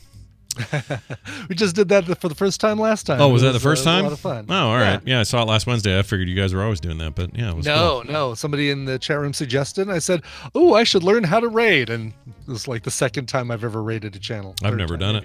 Still haven't done it. I don't even know how to do it. You have to follow the people you raid, right? That has to be a thing. Right. Do they have to follow you? I think /raid space and then the name of the channel. Okay. That you want to raid. Okay, let's figure that out. Yeah. All right. Don't forget, chat room, since you're all just kind of sitting there, you can go vote on these titles that have been submitted today for today's title, frogpants.showbot.tv.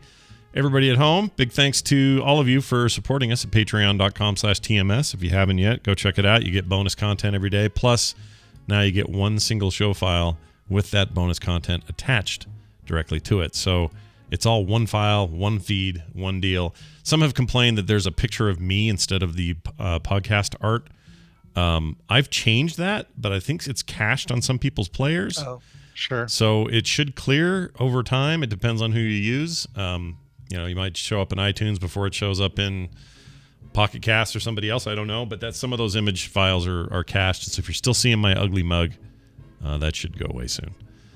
I know, right? Near miss. Thank the maker. Yeah, exactly. All right. Big thanks, everybody, for watching. Thanks for being here. Frogpants.com/TMS. Find us on Twitter. I'm at Scott Johnson. Brian's at Coverville. The show is at Morning Stream. Let's play a song before we go. I think it's a great idea. It's funny, we played Operator earlier. We're going to play something very similar now. Adam Jacko wrote in and said, "Greetings, Scott and Brian, longtime listener, first-time requester, and a recent new Patreon patron." Nice. If that helps grease the wheels for me. Yes, it does. February 18th will be my 33rd birthday. To help me celebrate, since I'll be at work, I'd love to hear one of my favorite Pomplamoose covers to help me pass the day. I've heard you mention Pomplamoose on the show before, but haven't heard any played since I started listening. Hope you can oblige. Thanks in advance, Adam. Oh, for sure. Yeah, we've played them a few times. I know their cover of Earth, Wind, and Fire September is a popular one here as well. Mm-hmm. But Natalie Dawn and Jack Conti are awesome. We love them. And his other stuff, Scary Pockets, is excellent.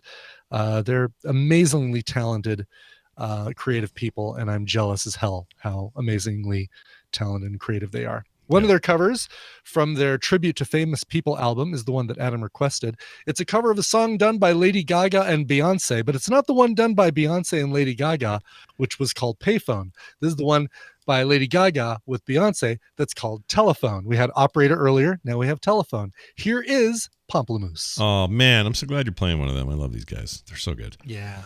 All right. Here it is. We'll be back tomorrow. Wendy, Therapy Thursday, all that stuff. So come on back then. We'll see you then. Whoops. We'll see you then. Bye. This show is part of the Frog Pants Network. Frog Pants Network. Get more shows like this at frogpants.com. You don't know what the hell you're talking about. Well, I've been saying that for years.